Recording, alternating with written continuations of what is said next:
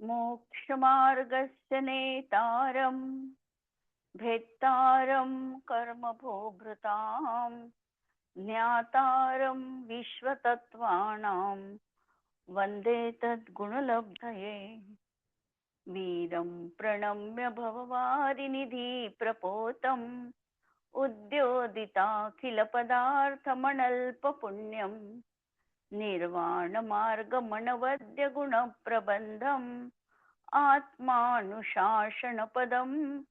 प्रवरं प्रवक्षे लक्ष्मीनिवासनिलयं विलीनविलयं निधाय हृदि वीरम् आत्मानुशासनमहं वक्षे मोक्षाय भव्यानाम्।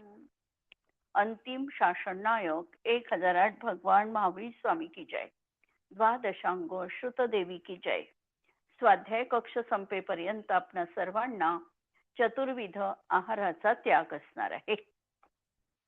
प्रभाचंद्र आचार्य यांची टीका आणि गुणभद्र आचार्यांनी रचित असा हा आत्मानुशासन ग्रंथ आपण बघतो आहे। 4 प्रकारच्या आराधना आचार्यांनी कथन केलेले आहे आणि या 4 आराधनाच्या माध्यमातून आम्ही स्वतःच्या आत्म्यावर अनुशासन तयार करू शकतो, मोक्ष मार्ग आमचा प्रशस्त करू शकतो। सर्वात प्रथम दर्शन आराधना सांगितली, त्यानंतर ज्ञानाची महती सांगितली आणि चारित्र्यासाठी उद्यम आचार्यांचा सुरू आहे।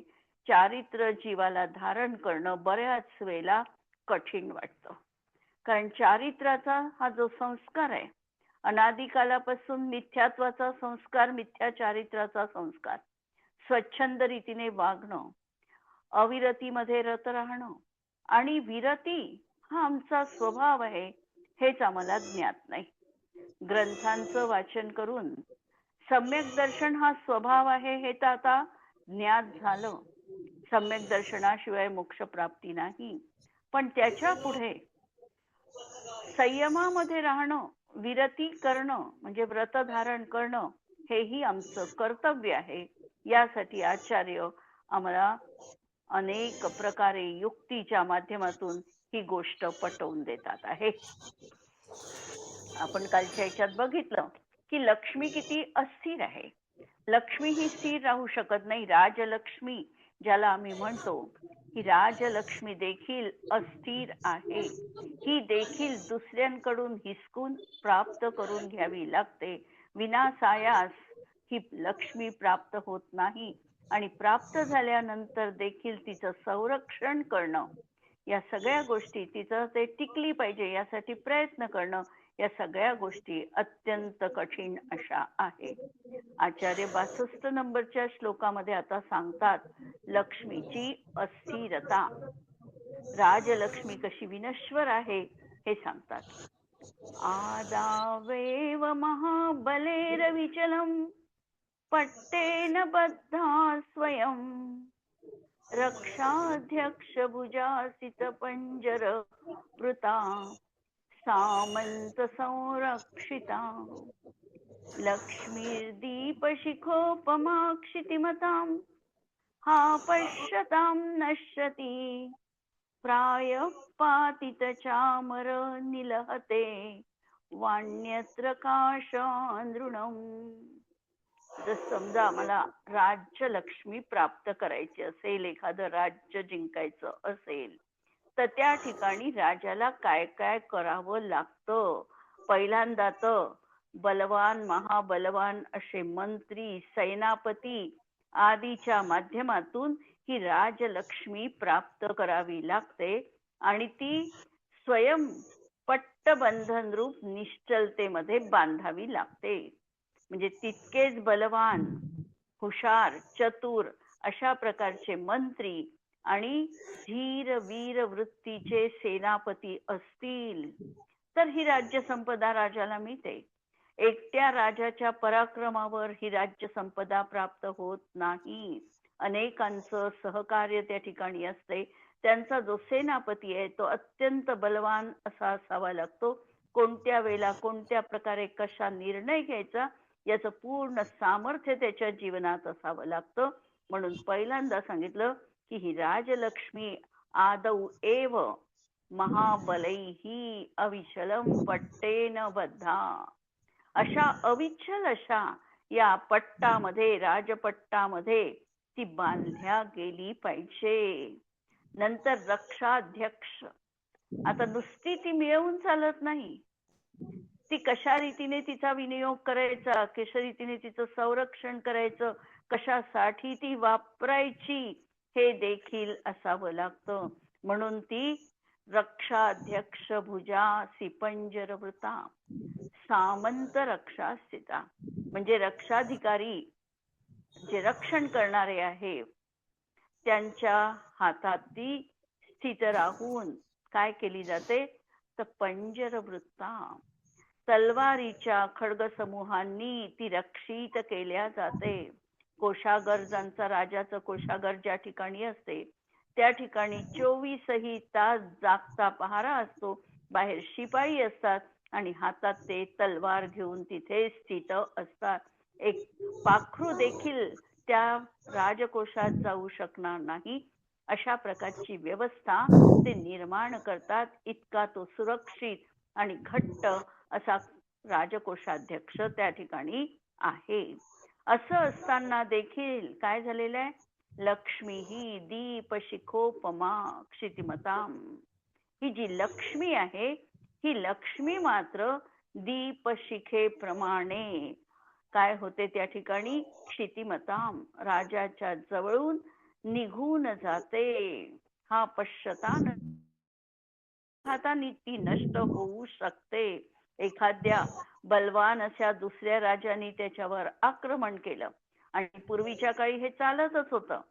कोणतंही राज्य चिरकाल टिकेल असं नव्हतंच. मंत्री देखील शूरवीर राहत होते, राजाही राहत होते, पण प्रतिस्पर्धी जर त्याच्यापेक्षा उजागर ठरला, बलवान राहिला, तर तो हे राज्य गिळंकृतही करू शकत होता. ही राज्य संपदा कशाप्रमाणे होती तर दीपकाच्या ज्योतीप्रमाणे अस्थिर. जशी दीपकाची ज्योत, प्रभंजन जर आलं, वाऱ्याचा जर उत्कृष्ट झोत असेल तर या झोतामध्ये ती दीपशिखा टिकू शकत नाही, ती जशी नष्ट होते त्याप्रमाणे राजलक्ष्मी देखील अशा प्रकारे नष्ट होऊ शकते. आणि दुसरं उदाहरण सांगितलं की ढाळत असणाऱ्या चामराला, म्हणजे पातित चामर निलहतेव, एखादं चामर राजाच्या शिरावर ढाळत आहे किंवा भगवंतांच्या चरणापाशी एखादे चामर ढाळल्या चाललेले आहे आणि सोसाट्याचा वारा जर आला तर ते चामर जसे इकडे तिकडे जातात किंवा खाली पण पडू शकतात. त्याप्रमाणे चामरांना ज्याप्रमाणे वाऱ्याने ताडीत करावं त्याप्रमाणे ही राज्य संपदा पाहता पाहता नष्ट होते.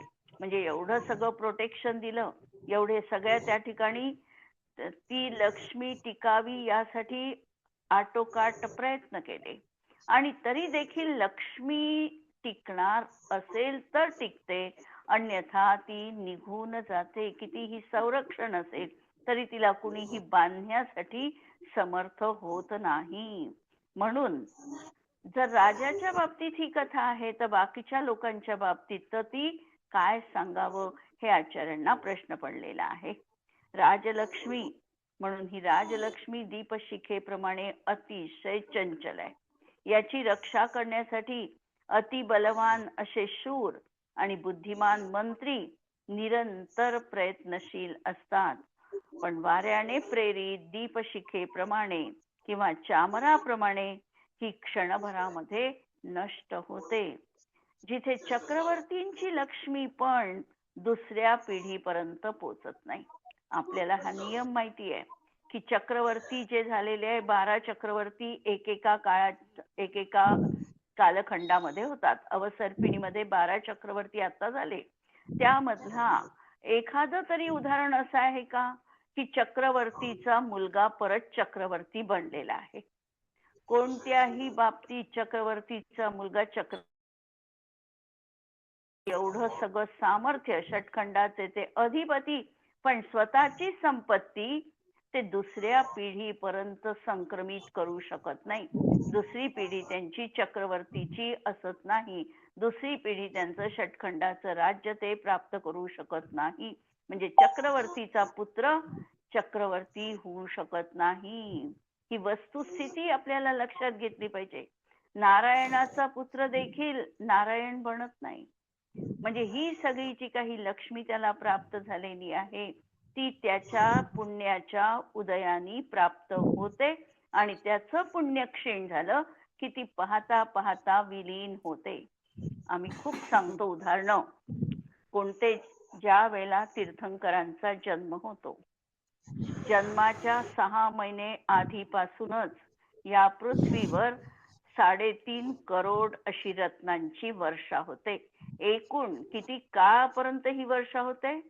तर 15 महिनेपर्यंत. 9 महिनेचा तो कालखंड गर्भाचा आणि 6 महिने आधीचा कालखंड, अशी 15 महिने ही रत्नवृष्टी त्या नगरीत झालेली आहे. सगळे लोक त्यावेळेला तृप्त झाले. पण त्यातलं महावीर स्वामींच्या निर्वाणानंतर, महावीर स्वामींचं निर्वाण झालं समजा, किंवा तीर्थंकरांचं निर्वाण झालं, त्यानंतर त्या लक्ष्मीचं काय झालं, कुठे गेली, काय हिशोब, काहीही आम्हाला माहिती नाही. 3000 वर्षापूर्वीची घटना आज आम्हाला इतिहासात त्याचे दाखले मिळत नाही. एवढी मोठी अलौकिक घटना जर घडली असेल 3000 वर्षापूर्वी, तर त्याची इतिहासात कुठे नोंद आहे का? जैन आगमामध्ये महावीर स्वामींचं समवशरण असं होतं, हे सगळं वर्णन आहे. पण इतिहास जर आम्ही उघडला तर इतिहासात या गोष्टीची यत्किंचितही नोंद नाही. किंवा महावीर स्वामीचा जो महाल होता, महावीर स्वामीच्या महालाचं नाव काय होतं? नंद्यावर्त. नंद्यावर्त महाल होता. सप्तखंड म्हणजे 7 मजली तो महाल होता. नंद्यावर्त महालामध्ये त्यांचा जन्म झाला. आज त्याचे अवशेष आम्हाला पाहायला मिळतात का? मिळत नाही. ती जागा जी कुंडलपूर म्हटल्या जाते किंवा ज्ञानमती माताजींनी विकसित केलेला आता कुंडलपूर, त्या ठिकाणी त्याचे काहीतरी अवशेष आम्हाला प्राप्त झाले का? काहीही नाही. म्हणजे एवढी ही महत्वपूर्ण ऐतिहासिक नोंद किंवा समवशरण भरलं.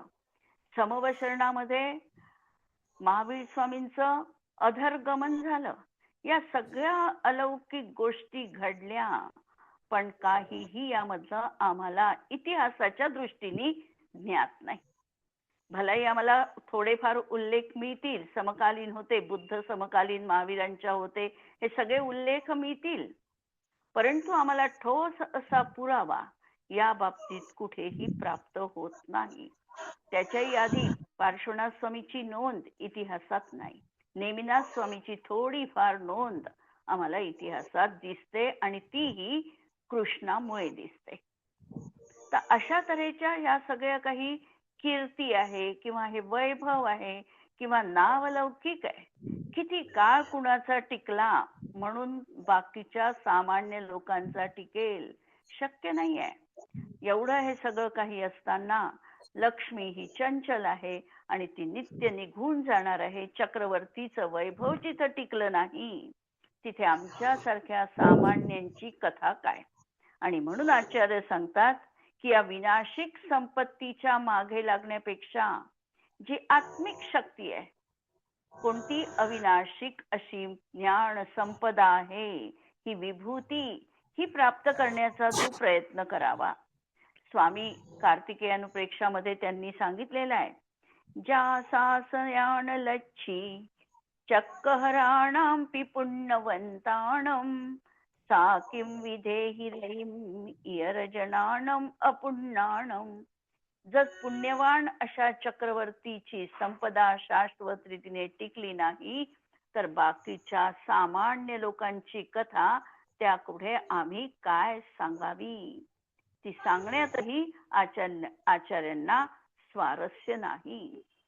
आता पुढे सांगतात की ज्या शरीरामध्ये तू निवास करत आहे, की ज्या शरीराला तू राजलक्ष्मीचा पट्ट बांधतो आहे, हे आमचं शरीर कसं आहे आणि इथे तू कशा प्रकारचं दुःख जीवनामध्ये भोगत आहे. यत्र शरीरे लक्ष्म्या पट्टबंध तव कृतः तत्कीदृशम किम च तत्र त्वम रती करोशी. त्या ठिकाणी रती करण्यासारखं काय आहे हे तर तू एखाद्या गोष्टीच्या माध्यमातून दाखवून दे, असं आचार्य या ठिकाणी सांगत आहे. गुणभद्र आचार्य. 63 नंबरचा श्लोक.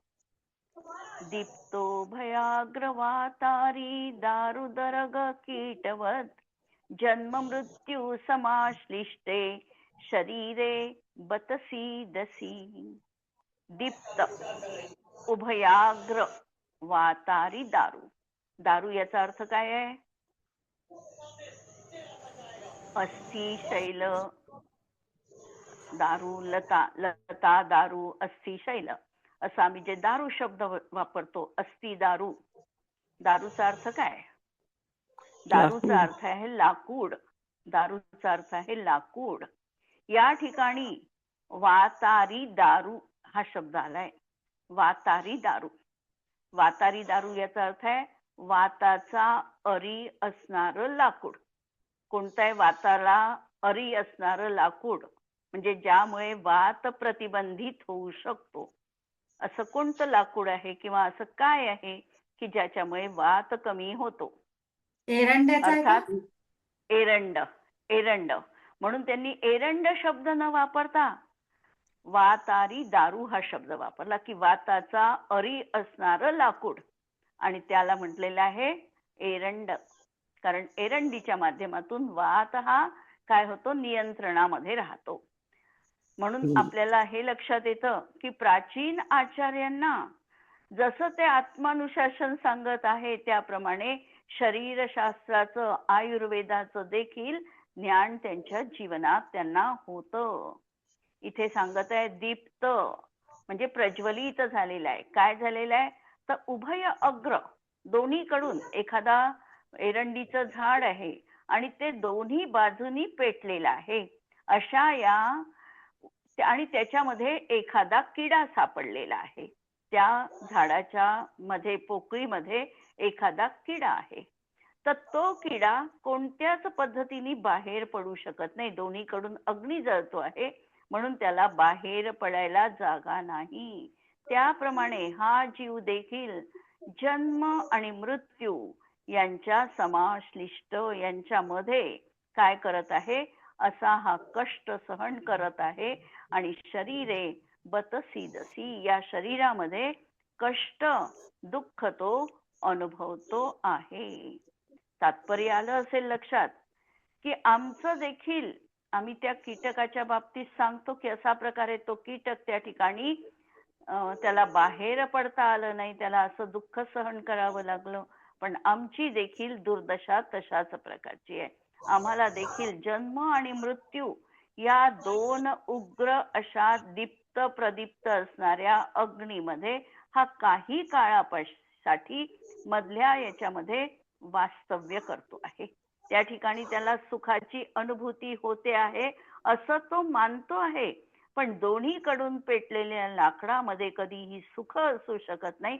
तो निश्चितपणे खेदखिन्न प्राप्त होणार आहे आणि दुःखालाच वेदन करणार आहे. म्हणून आचार्य या श्लोकाच्या माध्यमातून सांगतात की हा मधला काळ तुझा किती आहे. आज जर आम्ही अवसर्पिणी आमचा काळ सुरू आहे आणि या काळाचा जर आम्ही विचार केला तर आमचं हे शरीर, औदारिक शरीर किती काळ टिकणार आहे पंचम काळाच्या दृष्टीने बघितलं तर. आज तर आम्ही सरासरी आयुष्यमान म्हणतो 70 ते 80 लिमिट झाली. तर अशा प्रकारे या जन्म आणि मृत्यूच्या मध्ये आम्ही जर काही आमच्या आत्म्याच्या उत्थानाची क्रिया केली नाही, या शरीरावर आम्ही ममत्व सोडलं नाही, तर परत आम्हाला शरीराप्रती आमचा अनुराग जीवनात असल्यामुळे नवीन शरीर धारण करावं लागेल. आणि म्हणून या शरीरावरचा ममत्व भाव सोडायला हवा आहे. आणि ममत्व भाव सोडायचा म्हटल्याने सुटणार नाही.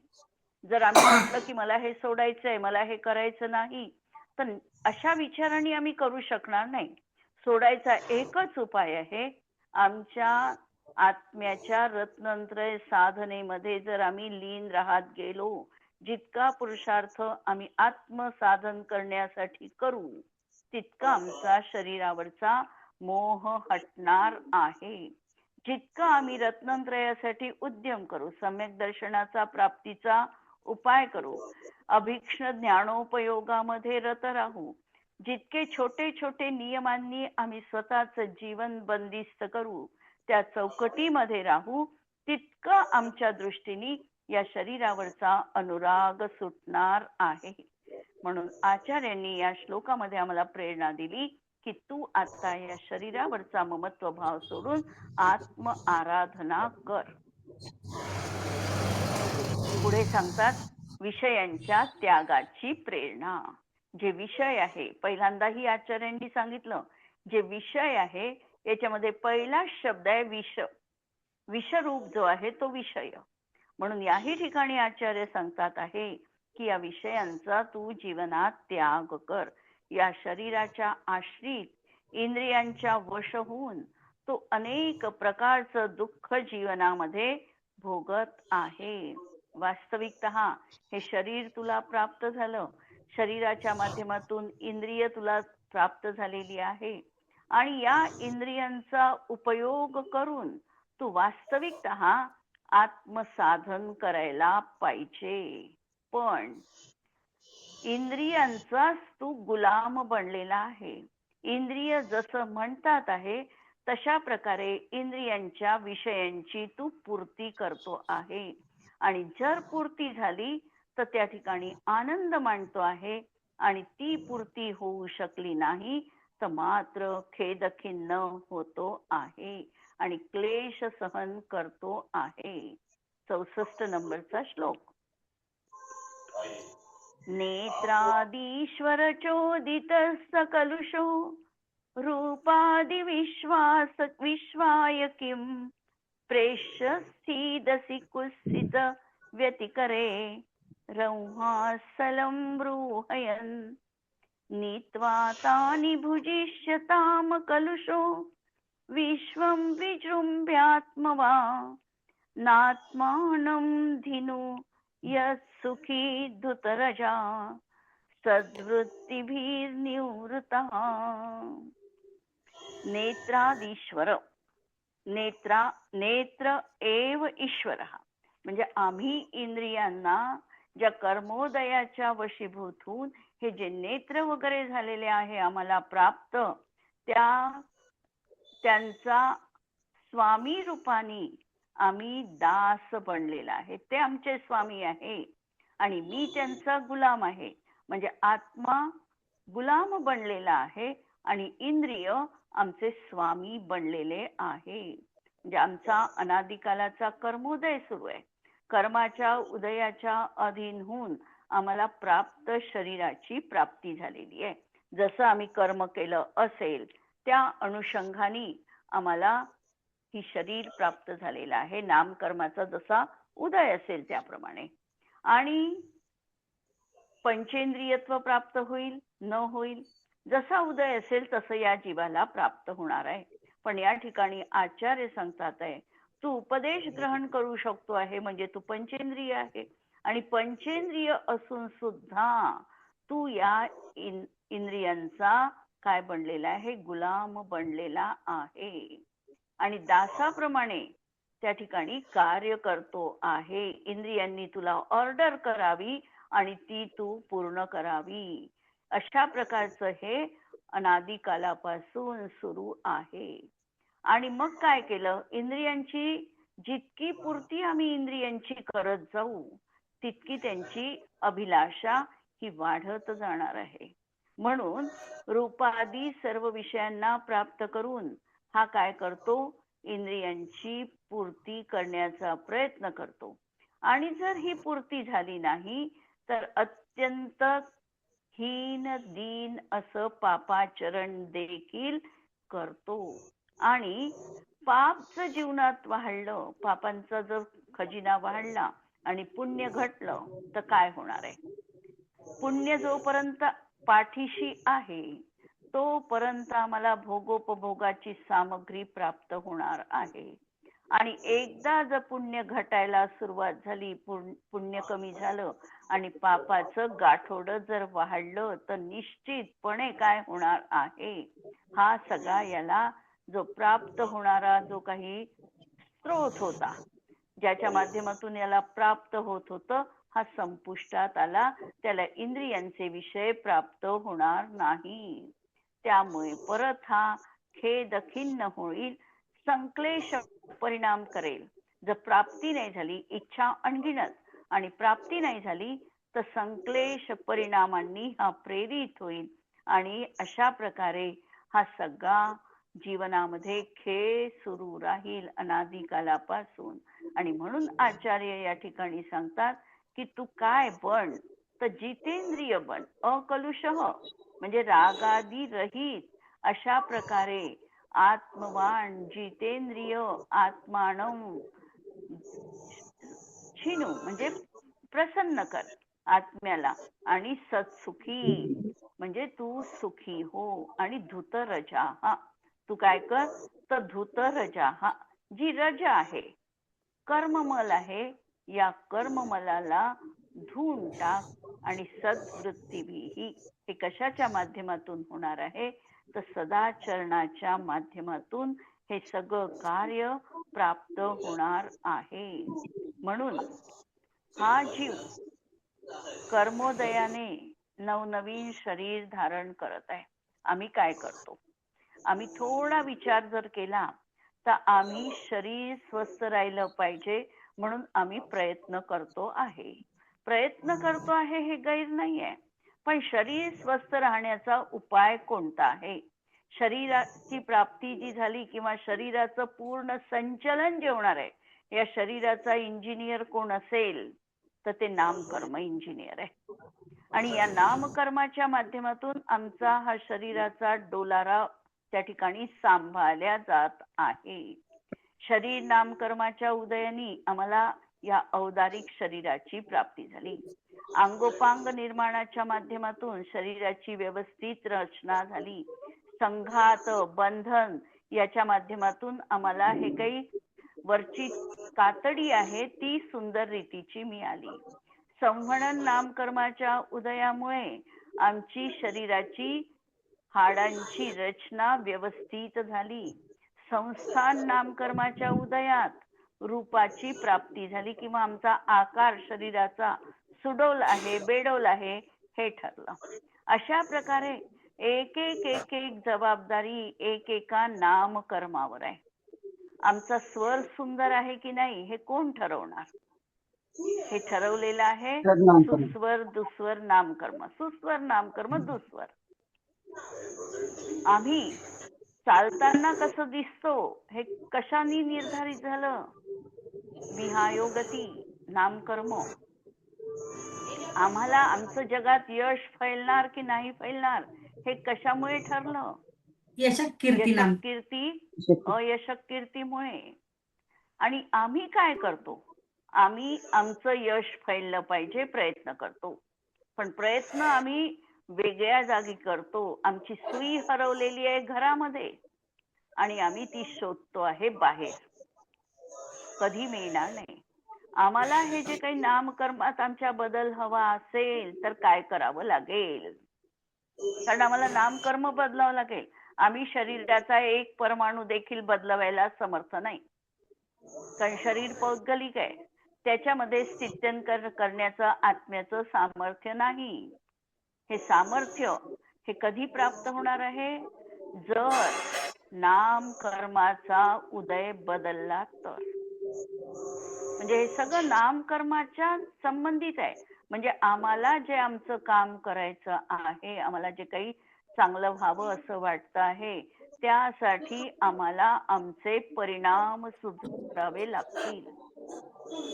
त्यामुळे आमचा हा अशुभ नामकर्माचा उदय जो आहे हा बदलून शुभ नामकर्माचा उदय सुरू होईल. ती सत्ता निर्माण होईल, त्याचा उदय सुरू होईल. आम्ही ते करत नाही किंवा ते आम्हाला समजत नाही खरं, कारण आम्हाला ज्ञात नाही. आम्ही काय करतो? जे आमच्या हातात नाही त्याला बदलविण्याचा आम्ही आटोकाट प्रयत्न करतो. संपत्ती टिकली पाहिजे, इंद्रियांचे विषय मिळाले पाहिजे, यासाठी आम्ही प्रयत्न करतो आहे. पण संपत्ती का टिकणार आहे किंवा अशा प्रकारचे विषय भोग आम्हाला भोगायला का मिळत आहे, याचं मूळ कारण आहे आमची तशी कर्माची प्रकृती. आणि आणि ही कर्माची प्रकृती म्हणून आम्ही नेहमी विचार करायचा आहे की आम्हाला अशा प्रकारे आमच्या परिणामांच्या माध्यमातूनच आमच्या कर्मांमध्ये स्थित्यंतर होऊ शकणार आहे. पण शुभही कर्म असेल तरीही शेवटी अंतरंगामध्ये ध्यास आम्हाला हा ठेवायचा आहे की शुभ कर्म असेल अशुभ कर्म असेल या दोहोंशीही माझं कर्तव्य नाही. मला माझ्या रत्नत्रय स्वरूपाची आराधना करायची आहे. आणि रत्नत्रय प्राप्त करण्यासाठी जेवढी काही शारीरिक क्षमता आहे तेवढी माझ्या जीवनात मला प्राप्त हो. शरीराची काही मला खूप हे नाही आहे. शरीराकडून मला कार्य करून घ्यायचं आहे, रत्नत्रय आराधना करून घ्यायची आहे, व्रत संयमामध्ये मी राहिली पाहिजे असं या शरीराने माझ्याकडून व्हावं. आणि म्हणून तेवढं कार्य माझ्याकडून मला करून घ्यायचं आहे. हा भाव ठेवून आम्हाला या सगळ्याला न्याय द्यायचा आहे. म्हणून कर्मोदयाने या इंद्रियाच्या वशीभूत होऊन विषयांच्या प्राप्तीचा जो काही आकुलता आहे ही आम्हाला नष्ट करायची आहे. विषयांना जर यांनी भोगलं तर परत परत याचा कुयोनीमध्ये जन्म घेणार आहे. आणि म्हणून आता हे सगळे विषय कशाय मला अभिष्ट नाही. या विषय कशांना मी अनेक वेळा भोगून चुकलेला आहे. मला आता ज्ञानामृताने मला माझा आत्मा त्या ठिकाणी पुष्ट करायचा आहे. आणि त्यामुळेच हा पापरजानी धुतरजा हा आणि यस सुखी सद्वृत्तीभिही अशा प्रकारे या जीवनात मला धर्म आणि शुक्ल या दोन ध्यानाच्या माध्यमातून रत्नत्रयाची पूर्ती करून निश्चितपणे अव्याबाध सुखाची प्राप्ती करून घ्यायची आहे. अव्याबाध सुख कोणत्या कर्माच्या अभावात अव्याबाध सुख होतं. एक अनंत सुख आणि दुसरं आम्ही म्हणतो अव्याबाध सुख. अव्याबाधत्व हा गुण. अव्याबाध सुख आणि अनंत सुख याच्यामध्ये फरक काय आहे? पहिल्यांदा ती दोन्ही एकच आहे.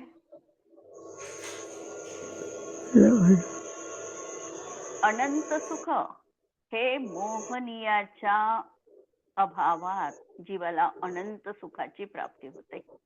मोहनीय कर्माच्या अभावात. मोहनीयाचे जर आम्ही दोन भेद केले, सम्यक्त्व आणि चारित्र, म्हणजे असे दोन, दर्शन मोहनीय चारित्र मोहनीय. तर दर्शन मोहनीय आणि चारित्र मोहनीय यांच्या अभावामध्ये सम्यक्त्व आणि अनंत सुख याची प्राप्ती होते. आणि अव्याबाध सुख वेदनीय कर्माच्या अभावात जीवाला अव्याबाध सुख प्राप्त होतं. 13व्या गुणस्थानामध्ये वेदनीय कर्माचा उदय अजून विद्यमान असतो है ना. 13व्या गुणस्थानात वेदनीय कर्माचा उदय आहे. त्या ठिकाणी अव्याबाध सुख मांडलेलं नाही, उपचाराने हे सगळं कथन.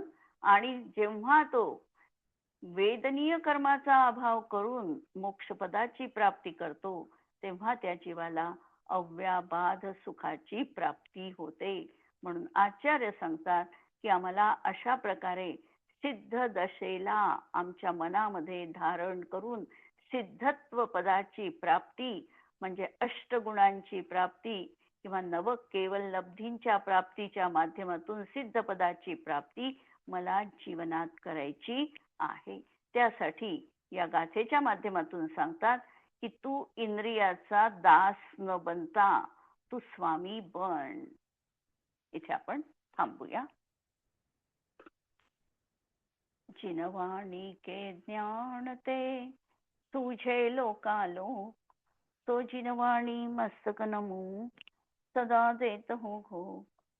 नमो अरिहंताणं नमो सिद्धाणं नमो आयर्याणं नमो वैच्छायाणं नमो लोये सव्वसाहुणं. सर्वांना जय जिनेंद्र.